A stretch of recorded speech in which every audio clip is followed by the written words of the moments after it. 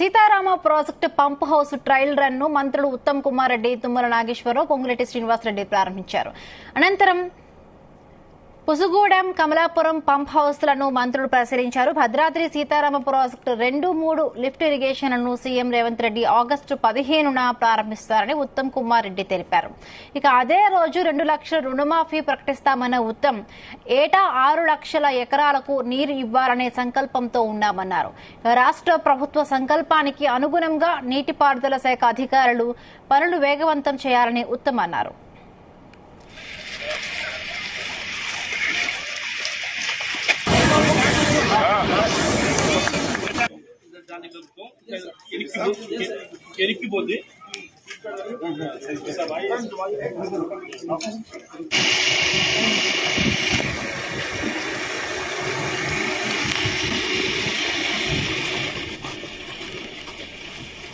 Sitarama project pump house trial run ను మంత్రులు ఉత్తమ్ కుమార్ రెడ్డి, తుమ్మల నాగేశ్వరరావు, పొంగులేటి శ్రీనివాసరెడ్డి ప్రారంభించారు. అనంతరం పుసుగూడెం, కమలాపురం పంప్ హౌస్లను మంత్రులు పరిశీలించారు.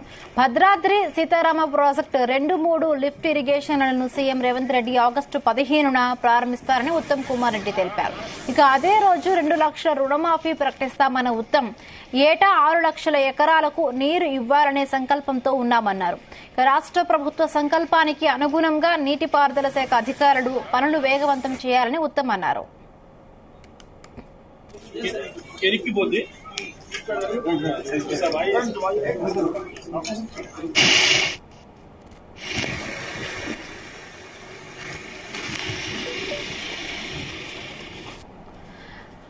Sitarama project pump house trial run గురించి మరింత అప్డేట్స్ మా ప్రతినిధి యాకేష్ అందిస్తారు. యాకేష్, ట్రయల్ రన్ ఎలా జరిగింది, డీటెయిల్స్ ఏంటి?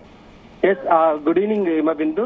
ఖమ్మం జిల్లాలో ప్రతిష్టాత్మకంగా నిర్మాణం జరుగుతున్నటువంటి సీతారామ సాగునీటి ప్రాజెక్టులు 3 పంప్ హౌస్లను కూడా ఇవాళ ప్రారంభించారు. ట్రయల్ రన్ ను విజయవంతంగా అయింది. 3 మంత్రులు కూడా ఉత్తమ్ కుమార్ రెడ్డి, ఖమ్మం జిల్లాకు చెందినటువంటి పొంగులేటి శ్రీనివాసరెడ్డి, తుమ్మల నాగేశ్వరరావు, ఈ 3 కూడా ఇవాళ ట్రయల్ రన్ ను పూర్తి చేశారు. మొదటగా సీతారామ సాగునీటి ప్రాజెక్టుకు సంబంధించి మొదటి పంప్ హౌస్ ను కొత్తూరు, బీజీ కొత్తూరు దగ్గర ప్రారంభించారు. మొదటి ట్రయల్ రన్ నిర్వహించినటువంటి నేపథ్యంలో సక్సెస్ అయింది. రెండవ ట్రయల్ రన్, మూడవది, 2 కూడా ముల్కలపల్లి మండలంలోని పూసుగూడెం, కమలాపురం ప్రాంతంలో ఉన్నాయి. ఈ రెండింటిని కూడా విజయవంతంగా ట్రయల్ రన్ ను పూర్తి చేశారు.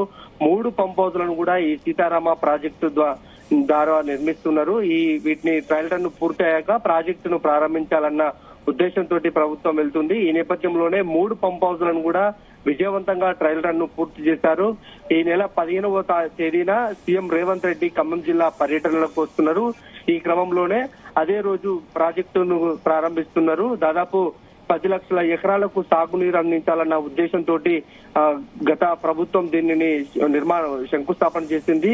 అయితే కొన్ని అనివార్య కారణాల వల్ల ప్రాజెక్టు పనుల్లో పురోగతి లేక పక్కకు పడిపోయింది. అనుకున్న దానికంటే కూడా నిధులు పెద్ద ఎత్తున ఖర్చు చేయాల్సినటువంటి అవసరం ఉన్నటువంటి క్రమంలో ప్రభుత్వం, గత బీఆర్ఎస్ ప్రభుత్వం నిర్మించలేకపోయింది. ఇప్పుడు కాంగ్రెస్ ప్రభుత్వం అధికారంలోకి వచ్చిన తర్వాతకి చకచక పనులను ప్రారంభించింది. ఎక్కడైతే పెండింగ్ కు సంబంధించినాయో వాటన్నిటిని కూడా అటవీ శాఖ అనుమతులైతేంది, పర్యావరణానికి సంబంధించినటువంటి అనుమతులైతేంది కూడా అన్ని సాధించింది. పూర్తి స్థాయిలో ప్రాజెక్టు నిర్మాణం మీద దృష్టి పెట్టింది. ఈ క్రమంలోనే 3 పంప్ హౌస్లకు సంబంధించి పనులు పూర్తయ్యాయి. ట్రయల్ రన్ విజయవంతమైనటువంటి నేపథ్యంలో 15వ తేదీన ఖమ్మం జిల్లాలో అట్టహాసంగా కూడా సీఎం రేవంత్ రెడ్డి దీన్ని ప్రారంభిస్తున్నారు.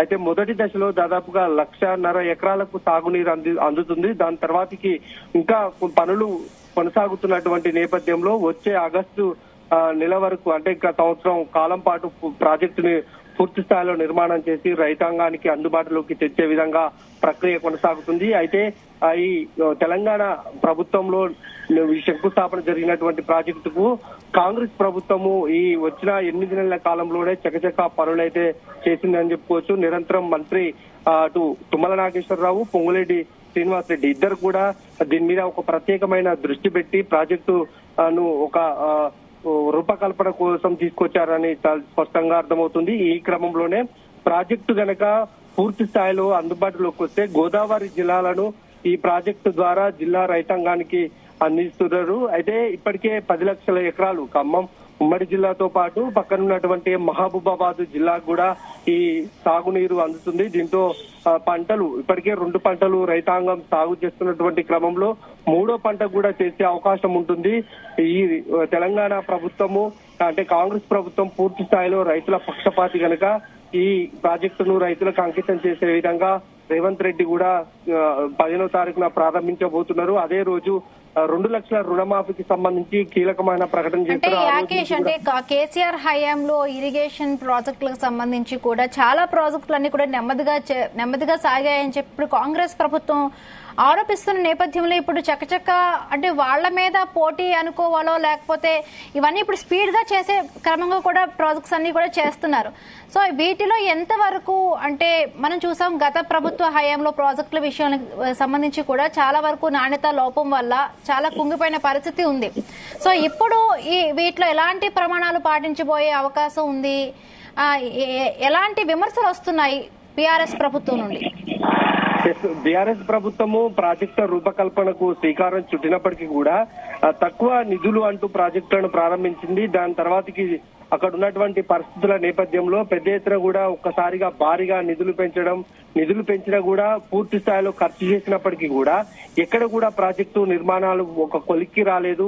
దీంతో ఎక్కడికక్కడే ప్రాజెక్టులు నిలిచిపోయినటువంటి సందర్భాలు కనిపించినాయి. ఈ దశలోనే కాళేశ్వరం ప్రాజెక్టును చూసుకున్నా కూడా మనకు అదే పరిస్థితి కనిపించింది. ఖమ్మం జిల్లాలో కూడా 10 లక్షల ఎకరాలకు నీరు అందించాలన్న ఉద్దేశంతో చేపట్టిన సీతారామ ప్రాజెక్టు కూడా మొదటి దశలో అనుకున్నటువంటి నిధుల కంటే భారీగా కూడా పెరిగాయి. దాని తర్వాతకి మళ్లీ ప్రభుత్వం పెరిగిన ఖర్చుల నేపథ్యంలో మరొకసారి కూడా భారీగా 18,000 కోట్లకు పైగా ఈ నిధులను ఖర్చు చేస్తామని ప్రకటించినప్పటికీ కూడా ఖర్చు అయినప్పటికీ ప్రభుత్వ లెక్కల ప్రకారం ఇంకా ఒక దశకు అయితే పనులు చేరకపోయిన నేపథ్యంలో కాంగ్రెస్ ప్రభుత్వం అధికారంలోకి వచ్చినప్పటి నుంచి కూడా వీటన్నిటి మీద ఎప్పటికప్పుడు మంత్రులు తుమ్మల అయితేంది, అటు పొంగులేటి శ్రీనివాసరెడ్డి, జిల్లాకు సంబంధించిన డిప్యూటీ సీఎం బట్టి విక్రమార్క ముగ్గురు కూడా ఎప్పటికప్పుడు ప్రాజెక్టుల పురోగతి మీద పరిశీలన చేశారు. అధికారులతోటి రివ్యూలు నిర్వహించడం, దాని తర్వాతకి సీఎం తోటి నేరుగా నిధులు విడుదల చేపించుకొని ప్రాజెక్టులో ఈ 8 నెలల కాలంలోనే చకచక పనులైతే పూర్తి చేశారని చెప్పుకోవచ్చు. గత ప్రభుత్వం మిగిలిపోయినటువంటి పనులను పూర్తి చేసి ఎక్కడైతే ప్రస్తుతానికి నీరు రైతులకు అందుబాటులోకి వస్తుందని భావిస్తున్నారో ఆ పనులను పూర్తి చేశారు. అందులో భాగంగానే ఈ 3 పంప్ హౌజ్లను కూడా ప్రారంభించారు. ఈ 3 పంప్ హౌజ్లు ప్రారంభిస్తే దాదాపుగా అంటే ప్రస్తుతానికి 1.5 ఎకరాలకైతే సాగునీరు అందుతుంది. ఇంకా మిగిలిపోయినటువంటి ప్రాజెక్టు కనుక ఏదైతే పూర్తయితే 10 లక్షల ఎకరాలకు కూడా సాగునీరు అందుతుంది. అయితే గతంలో బీఆర్ఎస్ చేసినటువంటి తప్పిదాలు ఈ ప్రభుత్వంలో చేయకుండా నిరంతరం అధికారుల పర్యవేక్షణతో పాటు మంత్రులు ఎప్పటికప్పుడు ప్రాజెక్టును సందర్శిస్తున్నారు. కాలువల నిర్మాణాలు అయితేంది, ప్రాజెక్టుకు ఉపయోగిస్తున్నటువంటి మెటీరియల్ అయితేంది, మొత్తం కూడా ఆధునిక టెక్నాలజీకి సంబంధించి చైనా నుంచి ఒక ప్రత్యేక ఇంజనీర్ బృందాన్ని ఇక్కడికి తీసుకొచ్చారు. వారితోటే ఈ ప్రాజెక్టు రూపకల్పనకు సంబంధించి ఎప్పటికప్పుడు సంప్రదింపులు చేస్తున్నారు. మరొక 6 నెలల పాటు కూడా చైనాకు సంబంధించినటువంటి ఇంజనీర్ల బృందం ఇక్కడ పర్యటిస్తుంది. వాళ్ళ పదవీ కాలం అంటే వాళ్లకు సంబంధించినటువంటి వీసా ఇంకొక 6 నెలల కాలం ఉన్నటువంటి నేపథ్యంలో ఆలోపు కూడా ఈ ప్రాజెక్టుని పూర్తి స్థాయిలో పూర్తి చేయాలనేది ప్రభుత్వం భావిస్తా ఉంది. ఈ నేపథ్యంలోనే ఎప్పటికప్పుడు వారితో రివ్యూలు నిర్వహించుకోవడం, గతంలో చేసినటువంటి తప్పిదాలు ఈ ప్రభుత్వంలో జరగకుండా నిధులు ఎక్కడైతే వేస్ట్ కాకుండా ఉన్న వనరులతోటి పూర్తి స్థాయిలో ప్రాజెక్టుని భర్తీ చేయాలనేది ఈ కాంగ్రెస్ ప్రభుత్వం భావిస్తా ఉంది. అందుకనే అటు మంత్రుల రివ్యూలు అయితేంది, ఎప్పటికప్పుడు అటు ప్రిన్సిపల్ సెక్రటరీ అయితేంది, ఇరిగేషన్ కు సంబంధించినటువంటి అధికారులకు సంబంధించి రివ్యూలు నిర్వహించుకొని ప్రాజెక్టు నిర్మాణం మీద దృష్టి పెట్టారని తెలుస్తుంది. అయితే ఈ రైతాంగానికి సంబంధించి కాంగ్రెస్ ప్రభుత్వం రైతులకు ఎప్పుడుగా అండగా ఉంటుంది. రైతుల ధ్యేయమే అభివృద్ధి ధ్యేయంగా తమ ప్రభుత్వం పనిచేస్తుందని మంత్రులు చెబుతున్న నేపథ్యంలోనే ఆ దిశగానే వాళ్ళ అడుగులు పడుతున్నాయని చెప్పుకోవచ్చు. అయితే